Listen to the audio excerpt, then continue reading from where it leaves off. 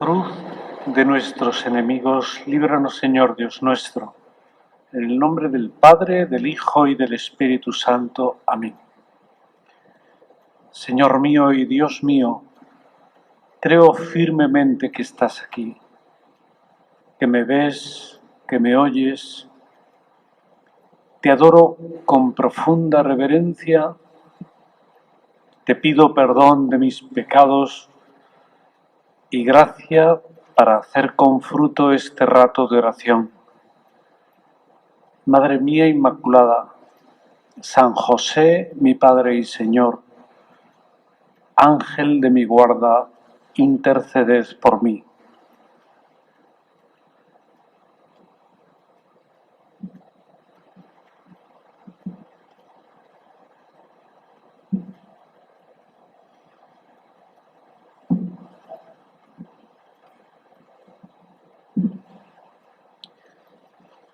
Como anunciábamos en la otra meditación,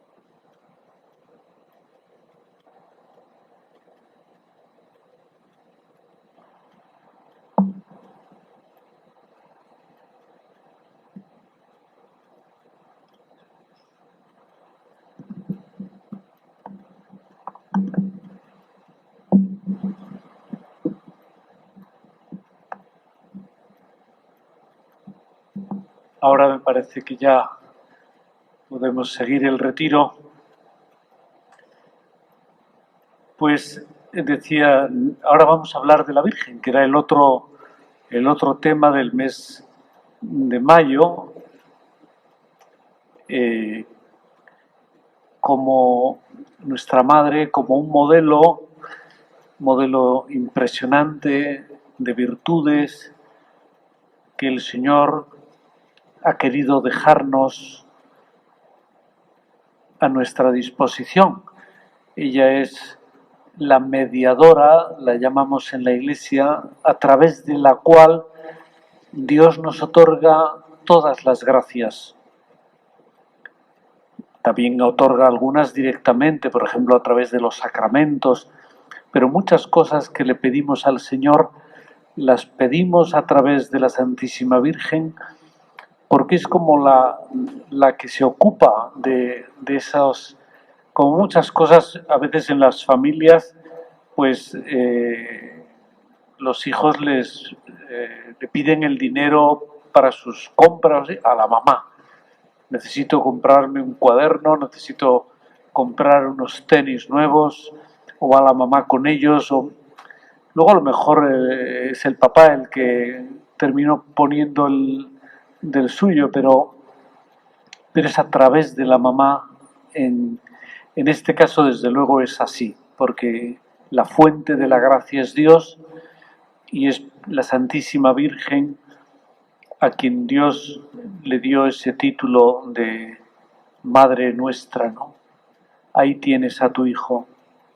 Dice San José María en una meditación, la Trinidad Santísima, al haber elegido a María como Madre de Cristo, hombre como nosotros, nos ha puesto a cada uno bajo su manto maternal.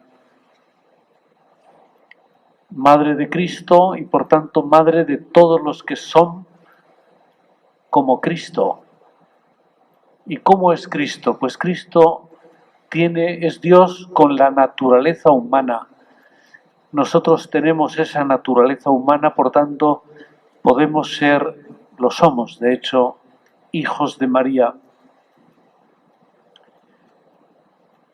Por eso le tenemos una devoción tan grande en la Iglesia, porque en la Iglesia católica me refiero, ¿no? Porque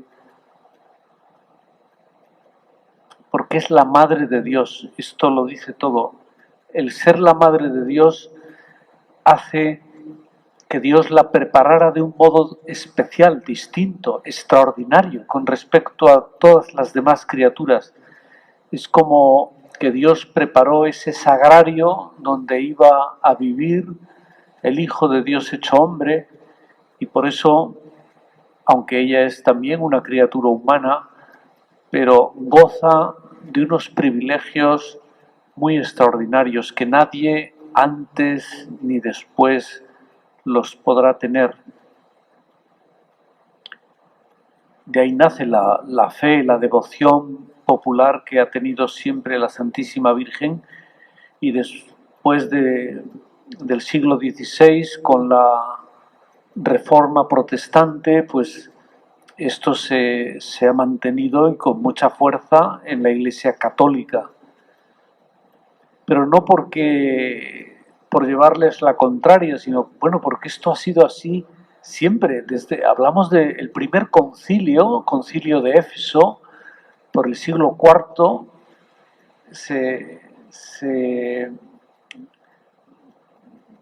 una de las afirmaciones con las que se concluyó ese concilio es reconocer que la Santísima Virgen es la Madre de Dios, no solo la Madre de Jesucristo, no solo la madre de aquella criatura que luego muere en la cruz, sino la Madre de Dios, porque en esa criatura que nace de sus entrañas no son dos cosas distintas. Hay una única naturaleza humana y una única naturaleza divina unidas en una persona, que es Cristo. Pues tenemos un cariño muy grande, lógicamente, a la Virgen, y a veces a uno le extraña cuando tienes oportunidad de charlar con alguien que no es católico o que es de alguna iglesia protestante, pues como que tienen como unos prejuicios hacia la Virgen, que uno dice, caramba, qué extraño es esto, ¿de dónde sacan estas historias, no? Porque, ya incluso en la vida humana, a veces cuando uno conoce a una persona bien buena, de la que nos hemos hecho muy amigos, o porque estudiaba con nosotros, porque nos intercambiábamos los apuntes, porque hacíamos deporte juntos, cuando algún día hemos podido o nos ha presentado a su mamá, pues uno le tiene un cariño ya especial a esa persona por el cariño que le tiene a su hijo, a su hija, y luego a medida que la conocemos más, la tratamos más, pues nos damos cuenta que efectivamente una persona es buena también porque ha tenido unos buenos padres. En el Catecismo de la Iglesia se dice que la Santísima Virgen es honrada con razón por la Iglesia con un culto especial. Y esto hay que subrayarlo porque a veces como que uno de esos prejuicios que pueden tener otras confesiones religiosas es que los católicos adoramos a la Virgen como si fuera una diosa. Y no es verdad. El culto a la Virgen es especial, pero no es el culto de adoración que solo damos a Dios. Solo adoramos a Dios. Cuando hablamos de la Virgen o de los santos, hablamos de veneración, les veneramos.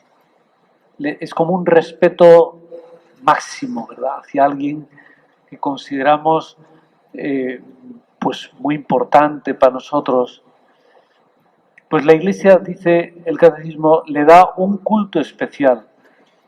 Este culto, aunque del todo singular, es esencialmente diferente del culto de adoración que se da al Verbo encarnado. lo mismo que al Padre y al Espíritu Santo, pero lo favorece muy poderosamente. El querer a la Virgen, venerar a la Virgen, rezar a la Virgen, no disminuye, al contrario, como dice el Catecismo, favorece muy poderosamente la devoción, la adoración a Cristo, a Dios en definitiva, ¿no? Una de las devociones más arraigadas y que expresa muy bien el cariño a la Virgen, esto lo decía ya en una exhortación apostólica el Papa Pablo VI, que ya es San Pablo VI, pues decía el Santo Rosario, esa es la devoción a la que me refería, es la síntesis de todo el Evangelio. Y es verdad, cada uno de los misterios va recorriendo toda la vida del Señor y por eso incluye a la Virgen. Luego después el Papa Juan Pablo II, San Juan Pablo II, incluyó una parte, unos 5 misterios más, los misterios luminosos, como para completar precisamente toda la vida del Señor. Y bueno, porque si no se da un salto desde los gozosos, que es la infancia, a los dolorosos, que ya es la pasión, y los gloriosos, ¿verdad? La resurrección, etc. Y ahí hay un salto de todo lo que es la vida pública del Señor, los milagros que hace, que quiso el Papa que estuvieran también. Por eso es válida esta frase de Pablo VI, es una síntesis de todo el Evangelio. Y precisamente porque Dios eligió a María para ser la madre de su Hijo, pues la llenó de todas las gracias, virtudes, privilegios, todos los adornos. O sea que cuando uno tiene, pues no sé, si uno tiene medios, pues y a lo mejor tiene un hijo o una hija que le gustaría estudiar en una universidad que es carísima, pero si vale la pena y se lo puedes pagar, pues uno dice, venga, vamos para adelante, ¿no? Haremos el esfuerzo que sea, pero tú vas a estudiar allí porque te lo mereces y porque podemos ayudarte. Dios nuestro Señor, para que su Hijo naciera de una madre virgen, pero que tuviera además unos privilegios que no tienen otras madres, pues la preservó del pecado original. Que naciera la Virgen, que fuera concebida sin el pecado original, sin la mancha, sin la herencia del pecado original, con todo lo que eso supone de inclinación al pecado que nos ha dejado a nosotros, y por eso tenemos que luchar especialmente y necesitamos de la gracia de Dios. Ella también necesitaba de la gracia de Dios, pero la tenía abundantemente. Por eso el arcángel San Gabriel le dice, llena eres de gracia, tú estás llena de la gracia de Dios. Pero tenía más facilidad para hacer las cosas bien, bien en el sentido de que era lo que Dios quería que hiciera, porque no tenía esa inclinación al pecado que tenemos los demás. Bueno, y tantas maravillas que Dios hizo con ella, ¿no? Después, esas oraciones tan bonitas como el Ave María, la Salve, pues van recogiendo pues todas esas cosas que, verdades de fe, algunas nos han sido reveladas y otras nacen de la devoción popular. Pues la Virgen fue declarada como dogma de fe inmaculada, o que ha subido al cielo en cuerpo y alma recientemente, vamos, en el siglo XIX y en el siglo XX. No es que toda la vida de la Iglesia Pero toda la vida de la Iglesia, el pueblo cristiano la consideraba inmaculada, la consideraba en cuerpo y alma en el cielo, hasta que el Espíritu Santo mueve al Papa correspondiente a declararlo como un dogma, de tal manera que eso ya no se pone en duda. Los dogmas, hay cosas que las creemos porque Dios las ha revelado que son así. Por ejemplo, el dogma de la Santísima Trinidad. No, nadie ha comprobado que ahí están las tres personas divinas separadas, pero que son el mismo Dios. Pero Dios, Jesucristo, nos lo ha revelado, pues lo creemos. Lo creemos, sería una herejía no creer eso, ¿no? Una falta de fe. Pues hay otras cosas que no han sido reveladas, pero Dios, a través de las luces que da el Espíritu Santo, precisamente a quien tiene autoridad para eso, que es el vicario de Cristo en la tierra, el Papa, cuando habla de un modo solemne, pues le ha iluminado después de estudiarlo, después de también pedir consejo a los teólogos, pues para que algunas cosas las declare dogma de fe. Por ejemplo, estos dogmas marianos de los que estaba hablando ahora. Hay más cosas, ¿verdad?, que son dogma de fe, que debemos creerlas. Por ejemplo, cada vez que el Papa declara que una persona es santa, lo que se llama canonizar a alguien, desde ese momento no es válido no creer que esa persona es santa. Forma parte del depósito de la fe de la Iglesia. Si no lo dice el Papa, pues puede ser que también sea santa, pero no es dogma. Alguien podría dudarlo, decir, bueno, me parecía muy buena, pero yo no creo que fuera santa. Pero si se produce la canonización, pues eso es otro acto de potestad que tiene el Papa, de un modo solemne, de declarar algo que, es decir, que no está revelado. De alguna manera Dios lo revela a través del Santo Padre, que le corresponda hacer eso, ¿no? Pero bueno, me he ido del tema. Volvemos a la Santísima Virgen. Estaba diciendo el concilio de Éfeso, perdón, antes dije siglo IV, el siglo V, porque era el año 431, y ahí se declara que la Virgen es Madre de Dios. No sé si habéis escuchado o leído alguna vez el relato que hace un padre de la Iglesia, San Cirilo de Alejandría, que es uno de los miembros que formó parte de ese concilio.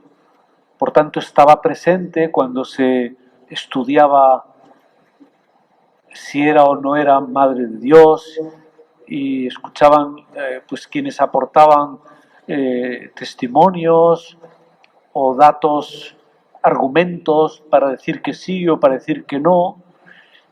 Y entonces él, en una de sus cartas, lo cuenta. He copiado aquí un parrafito solo, por si alguna no lo conoce. Dice: el pueblo entero de la ciudad de Éfeso, desde las primeras horas de la mañana hasta la noche, permaneció ansioso en espera de la resolución. Sabían que en ese edificio, en esa basílica donde estaban reunidos los padres sinodales, pues se estaban cocinando, iba a decir, cosas muy importantes, y la gente del pueblo estaba expectante, bueno, a ver qué sale de ahí, ¿no? Cuando se supo que el autor de las blasfemias había sido depuesto, porque todo esto nace, claro, porque hay una persona que está diciendo que la Virgen es una mujer más, que no hay por qué darle ningún culto de nada. Y entonces el concilio le condena, y cuando esto trasciende a la gente que está fuera, el autor de las blasfemias, le llama él, había sido depuesto, porque era un obispo, pero se equivocó. Todos a una voz comenzaron a glorificar a Dios y a clamar al sínodo, porque había caído el enemigo de la fe. Apenas salidos de la iglesia, fuimos acompañados, los padres sinodales, Fuimos acompañados con antorchas a nuestras casas. Era ya de noche, pero toda la ciudad estaba alegre e iluminada. Sin querer nos da un relato muy bonito que nos ayuda a meternos en la escena, la alegría que sintió el pueblo cristiano hace muchos siglos, la primera vez que escuchó de un modo solemne que la Virgen era la Madre de Dios. Hasta entonces se creía así, pero hasta que empezara a surgir la idea de que no, pues hubo que organizar un concilio y aclararlo bien, ¿no? Y se aclaró y todos felices, como dicen los cuentos, y comieron perdices. Pero nos da alegría saber que las cosas importantes de nuestra fe, pues no nos las hemos inventado el otro día. Tienen el arraigo de muchos siglos, de una gran tradición. Por eso, pues tantos países que han sido evangelizados, que son cristianos, están llenos de imágenes, de santuarios a la Virgen, de ermitas marianas, que son muy adecuadas en este mes de mayo para ir a rezar a la Virgen, acompañarse quizá de otra persona y rezarle un rosario o el rosario completo, ¿verdad? Eso sería ya una romería, pidiéndole por diversas intenciones. La Madre de Dios y la Madre nuestra. No olvidemos que al mismo tiempo, por un querer divino, la Virgen es también Madre de todos los hombres, de cada uno, como si solo existiéramos en la tierra nosotros y ella nos cuidara como cuidó de Jesús, ¿verdad? Era el hijo único que tuvo en ese momento y cómo cuidaba de él, ¿verdad? Cómo estaba pendiente y se dio cuenta cuando en aquel viaje a Jerusalén pues se había perdido, no estaba en la caravana.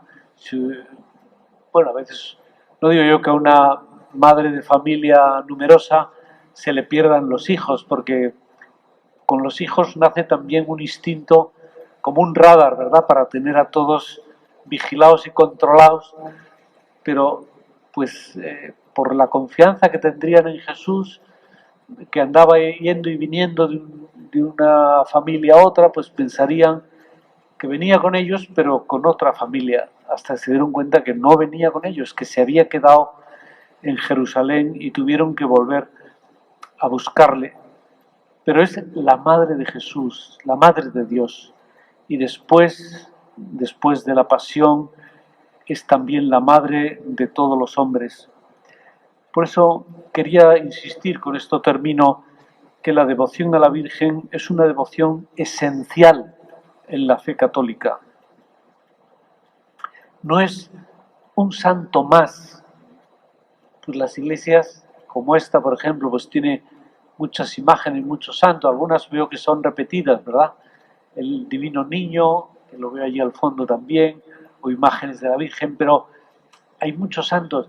Y uno, además, personalmente puede tener una devoción también a este otro santo, que a lo mejor no hay ninguna imagen aquí, porque si cada iglesia tuviera que tener una imagen de cada santo, pues harían falta iglesias de rascacielos, ¿no? Para poder contener todas las imágenes. Pero la Virgen no puede faltar. La Virgen es esencial y además, aunque faltara la imagen, en nuestra alma está esa imagen impresa y puede ser muy bueno que llevemos, antes se decía en la cartera, ahora hay que decir en el teléfono, en el celular, no ocupa ningún espacio tener una imagen de la Virgen, además la que a uno le gusta. O sea, ves una que te gusta, le haces una foto, la grabas y te la puedes poner como fondo de pantalla, o hay personas que les da un poco de vergüenza que al encender el teléfono aparezca ahí una imagen. Bueno, pues yo pienso que no hay que tener vergüenza, pues somos católicos, ¿no?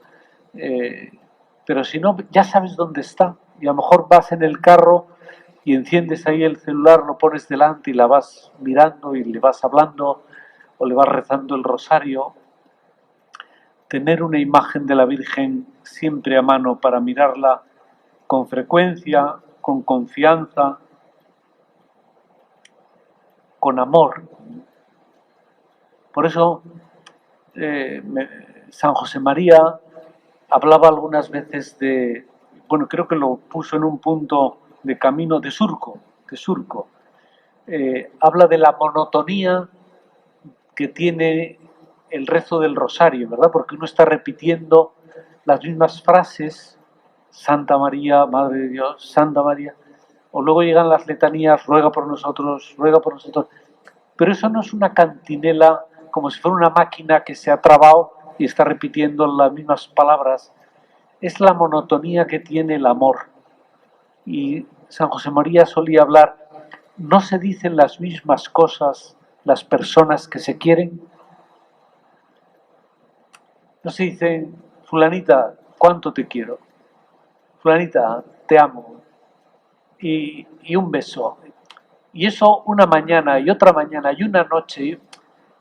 Y uno podría decir, oye, siempre me dices lo mismo. Habría que pensar, caramba, qué susceptible está hoy mi señora, ¿no? Que está aquí, que quiere encima que le diga una frase distinta cada día. No, normalmente lo que agradecemos es que nos digan lo esencial, que nos quieren. Con eso nos basta. O a veces sin palabras, ¿verdad? Hay personas que con la mirada, que con la sonrisa, que con un beso, se lo han dicho todo. Pero si eso faltara, pues esa monotonía no es monotonía porque está empapada de amor. Bendita monotonía de Ave Marías, dice San José María, que purifica la monotonía de mis pecados. Ahí sí que hay también monotonía porque una y otra vez volvemos a repetir los mismos fallos, las mismas cosas, y a veces no caemos en la cuenta de que esa monotonía es así que molesta a Dios. Pues esta idea puede ayudarnos porque es la monotonía del rosario puede purificarnos, de hecho nos purifica de la monotonía de nuestros pecados. Le pedimos a Santa María que encienda el amor que hay en nuestra alma. Muchas veces soplando, como se sopla en una hoguera que se estaba medio apagando y vuelven a salir las llamas, que sople sobre esa tibieza que también algunas veces se mete en nuestra alma, para que queramos a Dios con un amor más encendido cada día.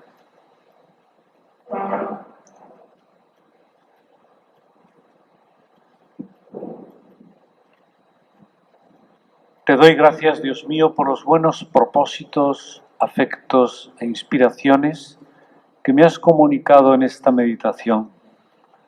Te pido ayuda para ponerlos por obra. Madre mía Inmaculada, San José, mi Padre y Señor, Ángel de mi guarda, interceded por mí.